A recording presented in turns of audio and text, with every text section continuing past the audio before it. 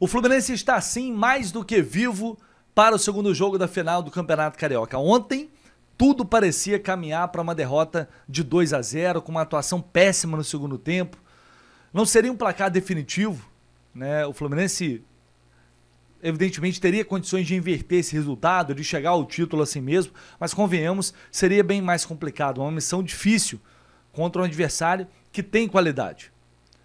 O gol do Keno aos 42 do segundo tempo colocou o Fluminense ainda no jogo, e o futebol é tão maluco que o Fluminense não fez praticamente nada para merecer o segundo gol aquele gol na segunda etapa, porque realmente o Flamengo chegou a ter cerca de 80% de bola, terminou o jogo com quase 70% ali no segundo tempo. Mas ainda bem que o futebol é assim, e por isso a gente é apaixonado pelo futebol, porque nem sempre o time que está melhor, o time que cria mais chances, cria mais oportunidades, vence. Quantas vezes já não aconteceu o contrário?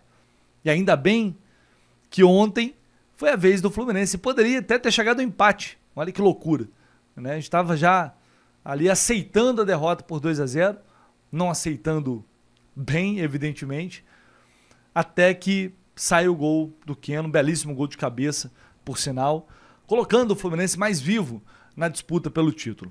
Foi um jogo em que, mais uma vez, a gente fica com a sensação, porque a gente pode enxergar esse clássico com o copo meio vazio e meio cheio. O primeiro tempo, ele é muito condicionado, o início do primeiro tempo, pelo gol do Flamengo que sai aos 5 minutos.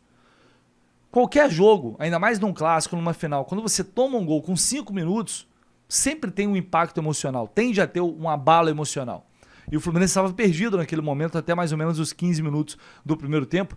Depois, aos poucos, foi entrando no jogo, foi conseguindo sair de trás, mesmo com alguma dificuldade, mas conseguiu rondar a área do Flamengo com certo perigo. Até que aos 32 minutos, o Arias, depois de 3 disputas de bola, o Arias conseguiu chegar cara a cara com o Rossi e mandou a bola na trave. Um jogador como o John Arias não pode perder um gol desse, cara a cara com o goleiro. Mas acontece, infelizmente perdeu. Assim como acontece com o Fábio, que falhou no gol. É uma bola defensável, uma bola que a gente sabe que se chutarem 50 dessas, o Fábio provavelmente vai pegar 49. Mas é um jogador que tem um crédito absurdo com a camisa do Fluminense. Absurdo. E faz parte da cruz da profissão de goleiro, que é você não ter direito a falhar. Porque quando você falha, às vezes pode definir um jogo, pode definir um título. Infelizmente é assim, mas jamais vou acreditar essa derrota ao Fábio, né? Ele comete a falha, mas o Fluminense teve oportunidades depois para fazer o gol, acabou saindo com o Keno, mas quando já estava 2-0, e o segundo gol do Flamengo, reparem só, sai também de uma jogada de erros do Fluminense, que o Ignacio errou 1, 2, 3 vezes, a bola ainda bate nele e entra no gol. Uma bola que o Fluminense tinha o domínio. Então o Flamengo fez 2 gols, uma falha do Fábio e outro uma falha do Ignacio. Ah, mas é assim, né? Alguém tem que falhar para o gol sair. Sim, o que eu estou querendo dizer para vocês é que não foi um jogo de muitas oportunidades criadas. Não é que o Flamengo pegou o Fluminense e fez o que quis com o Fluminense. Criou 5, 6, 7 chances de gol. Poderia ter saído de campo vencendo por 3, 4-0. A realidade não foi essa. Olhando aqui para uma análise mais macro do que foi a partida, a gente viu um primeiro tempo equilibrado. O Fluminense conseguiu equilibrar o jogo depois. Não teve uma grande atuação, uma brilhante atuação. Mas se o primeiro tempo termina empatado, ninguém poderia falar que é um absurdo. Não. Não seria nenhum absurdo, pelo contrário. Só que, no segundo tempo, aí sim, o Fluminense realmente virou o espectador do jogo, decidiu não jogar, ficou olhando o Flamengo durante quase todo o segundo tempo, mas ainda bem que aos 42 saiu o gol do Keno, esse gol salvador, esse gol que nos dá uma esperança, uma expectativa de que esse título pode chegar sim. No entanto, é necessário entender, e eu falei sobre isso ontem também no nosso pré-jogo, para o Fluminense bater o rival e conquistar essa taça, tem que jogar no seu limite. E ontem o Fluminense não fez isso no segundo tempo. E é aí que Isso é que às vezes me irrita um pouco, me decepciona, porque é o que eu falo, jogar bem, jogar mal faz parte, porque o adversário também tem mérito. Ontem o Flamengo marcou muito bem, o tempo inteiro. No segundo tempo, então, parecia que tinha sempre um jogador a mais do Flamengo em cada setor do campo. Mas o Fluminense não estava no mesmo nível de disputa. Não estava entregando o que o Flamengo estava entregando em termos de aplicação, de dedicação. A gente via nos duelos em campo. O Flamengo ganhando praticamente todos. E com superioridade em quase todos os setores.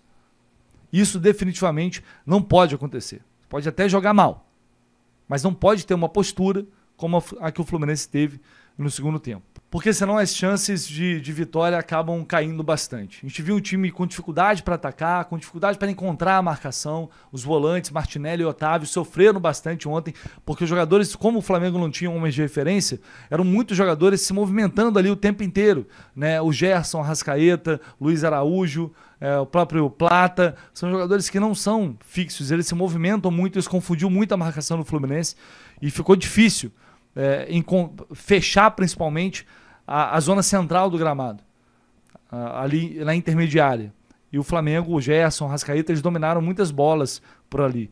E é a zona mais perigosa, é o coração do jogo, perigosa, é o coração do jogo. Você não consegue anular, como o Fluminense anulou no jogo da Taça Guanabara, você tende a sofrer. O time também teve dificuldade para atacar, insistiu muito nas jogadas, na série de bola com passes mais curtos. O segundo gol do Flamengo, inclusive, é fruto desse erro. Então, a gente tem que entender o que não foi feito nesse jogo, o que é necessário entregar que não foi entregue, porque o Fluminense vai precisar de mais para o segundo confronto. Vai precisar fazer mais. O primeiro tempo equilibrado e aquela reta, aquele finalzinho do segundo tempo, sem dúvida alguma, e o gol do Keno, claro, nos dá esperança. Mas é importante a gente entender que, pelo menos na minha opinião, taticamente ontem, no geral, o Flamengo foi bastante superior. Né? O Flamengo teve o controle da partida durante boa parte do confronto, mas é importante a gente entender também que o Flamengo foi, na minha opinião pelo menos, superior taticamente, durante grande parte do confronto. Diferente do que foi a Taça Guanabara também, quando o Fluminense conseguiu se impor taticamente, ontem não. Ontem o Flamengo sobressaiu, exceto ali a reta final do primeiro tempo. No mais, teve o controle e do segundo tempo também, né? Quando o Fluminense faz aquela pressão ali. Mas eles conseguiram controlar e hoje o Flamengo é um time pragmático. Quando tem o resultado, ele não vai para cima de qualquer jeito, fazer 2, 3, 4-0. Ele se defende e quando tem a oportunidade no contra-ataque, vai lá para fazer mais gols. Enfim, é um cenário que não dá para dizer que é bom, porque perdeu o jogo, é claro, mas diante do que se apresentava, pelo que a gente viu no segundo tempo, o jogo caminhando para uma derrota por 2-0, esse resultado é sim, entre aspas, bom pelo que estava acontecendo no jogo e também porque emocionalmente eu acho que acaba tendo um efeito muito positivo. Vou trazer aqui a palavra do técnico Mano Menezes, que falou sobre Riquelme, que entrou bem no segundo tempo, na minha opinião. Fuentes, que infelizmente parece que realmente se lesionou, uma pena, um pecado. E ele também falou sobre a situação com o Luiz Araújo. Os dois se estranharam ali, se provocaram. Vamos ver o que o Mano Menezes disse. Não temos ainda a avaliação final sobre Fuentes, mas existe uma grande chance realmente de não contarmos com ele no domingo, pela primeira impressão. E pelo primeiro exame superficial, acho que até domingo é muito difícil que ele se recupere. Vamos fazer as escolhas que temos que fazer, né? Vamos ver se trocar um pelo outro é o suficiente, se temos que encontrar outras soluções. Acho que temos que estar preparados para tudo. Mas eu tenho confiança no René. Sempre jogou jogos grandes, sempre entregou o que tinha que entregar. Não é a mesma característica do Fuentes, claro que não é a mesma característica do Fuentes. Então a gente tem que apresentar, se a escolha for ele, alternativas diferentes de jogar para tentar tirar o melhor de cada um. Então a gente acha que Riquelme é um jogador adequado para entrar nos últimos minutos ou no último terço do jogo por uma diferença física significativa. Ele é um jogador de 17 anos e ele conseguiu, por tudo aquilo que vimos até agora, entregar melhor quando entra nesses 30 minutos finais. Colocação por ele, porque eu acho que a opção por ele, porque eu acho que a gente estava muito lateralizado, o time estava muito longe, o time estava muito, alguém usou o termo aí, engessado, né? Muito fácil de ser lido o que a gente queria fazer. Ao colocar Riquelme, que é um jogador talentoso e que se aproxima por ser um canhoto, tem drible, a gente acha que para aquele momento era o melhor para a equipe. Acho que ele entrou muito bem e ajudou a gente a ter a reação final para fazer o gol, para estar na disputa. Vamos considerar tudo isso para as escolhas da última parte. Eu sei que você já falou um pouco sobre a situação da arbitragem, já falou um pouco sobre a situação com o Luiz Araújo, mas é que a gente pegou especificamente 2 imagens. Uma que ele fica falando ali do seu lado o tempo inteiro na beira do campo, você fala alguma coisa para ele, ele abaixa o meião e te mostra uma tatuagem, que é a tatuagem dele da Copa do Brasil. Eu tenho 3, eu não mostrei as minhas 3, me esqueci. Exato. E depois, no final, você fala com todos os jogadores do Flamengo, mas você vai atrás dele também para falar com ele. Se você pudesse falar um pouquinho melhor do que aconteceu. Eu não fui atrás, não. Eu acho que eu entrei em campo, cumprimentei as pessoas do Flamengo, com quem me dou bem, dei parabéns pela vitória. Com raras exceções, sempre procuro reconhecer o que os outros fazem bem. Acho que o jogo estava transcorrendo normal, disputado, mas estava transcorrendo normal, e uma provocação incendiou uma coisa que era, né, desnecessária. E veja como isso pode acarretar problema. Perdemos um jogador que entrou, foi lá e coisa. Perdemos 2 ou 3 no banco de reservas, né? E a pessoa que iniciou tudo, o árbitro foi lá e abraçou ele, acalmou ele, levou ele, tirou de lá. Acho que falta sensibilidade, às vezes, para você entender que esse tipo de situação é que precisa ser coibida. Porque não é possível que os outros todos estejam errados e a pessoa que fez o que fez está certa. Daí está tudo de ponta cabeça, né? Foi isso que eu disse até ao Yuri, no momento do lance, logo quando estava acontecendo ali na beirada do campo. É a minha visão disso, né? Eu acho que é o cuidado que a gente tem que tomar. Porque senão, daqui a pouco, os outros todos vão pagar uma conta que a única pessoa que foi lá e provocou vai sair ilesa. E eu acho que isso é injusto. Bom, pelas palavras do Mano, a gente vê que realmente o Fuentes não vai ter condição de jogo no domingo. É um pecado. Perder o Fuentes para entrar um René realmente é uma perda lastimável.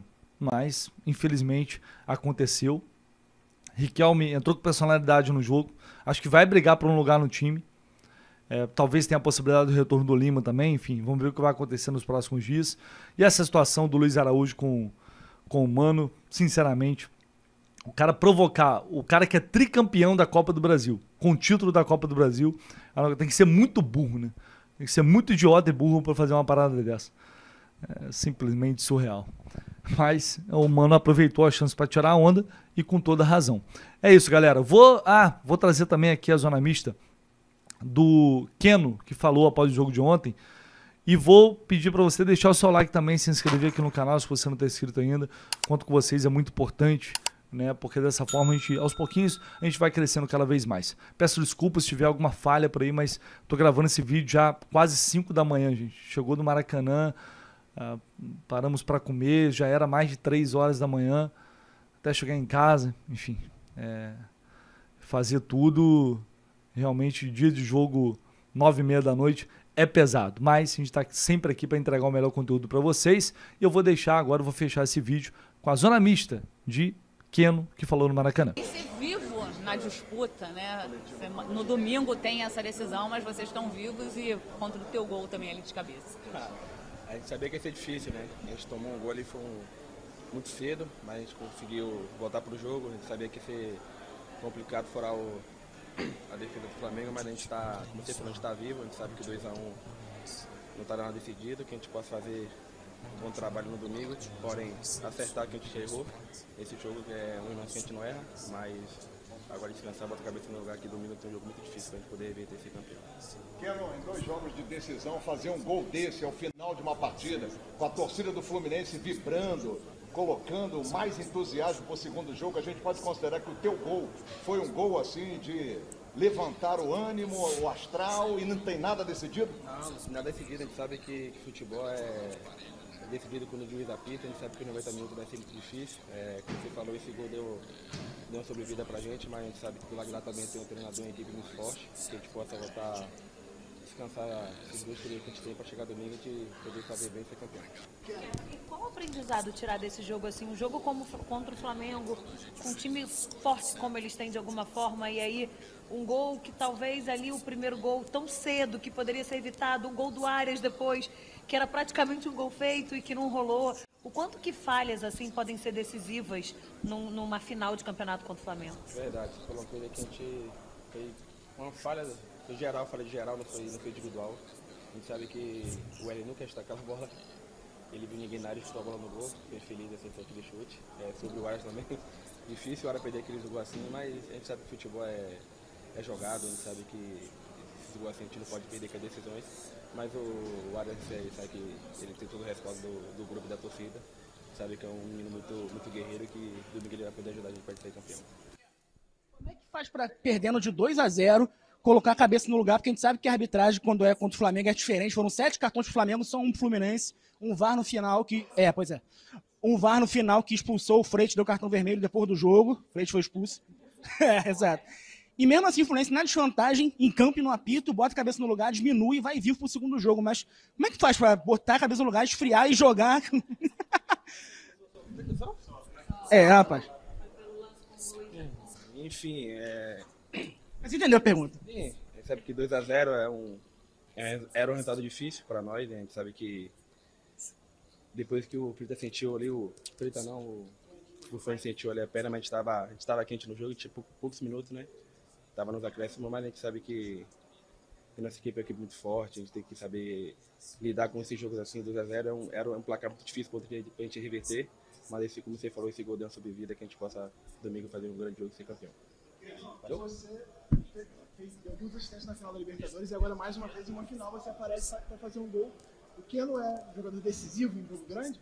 Isso é trabalho, cara. A gente sabe que a gente tem um grupo muito forte, eu respeito a decisão do Mano, ele sempre me passa confiança e eu tô no bancada, ele sempre que olhando no jogo, a gente sabe que a qualquer momento a gente pode entrar e esse jogo quente assim, fervendo, a gente tem que estar ligado. Como eu entrei, eu tive fazer um gol e deu vida pra nós. Kenan, muitos de vocês desse elenco estavam em 2023, que é uma situação parecida, assim, né? Primeiro jogo de casa de vantagem. O que você vê de parecido com o que aconteceu em 2023, contra o Flamengo no final? Cada jogo é um jogo, né? A gente prefere 2-0 no passado, no retrasado, 3, né? E conseguiu fazer 4 gols. Então, a gente fez 1 agora, a gente pode fazer 2, 3, como também pode fazer. Não pode fazer o time dele depois de fazer gol na gente, faz a qualidade do time dele. Mas a gente vai trabalhar esses 3 jogadores para poder segurar e poder fazer gol. Tá somando para pedir o aumento depois? Depois do que o Mano te falou, hoje mais um gol decisivo. De hoje vale mais. Vou falar isso pra ele pra ver se ele vai me ajudar.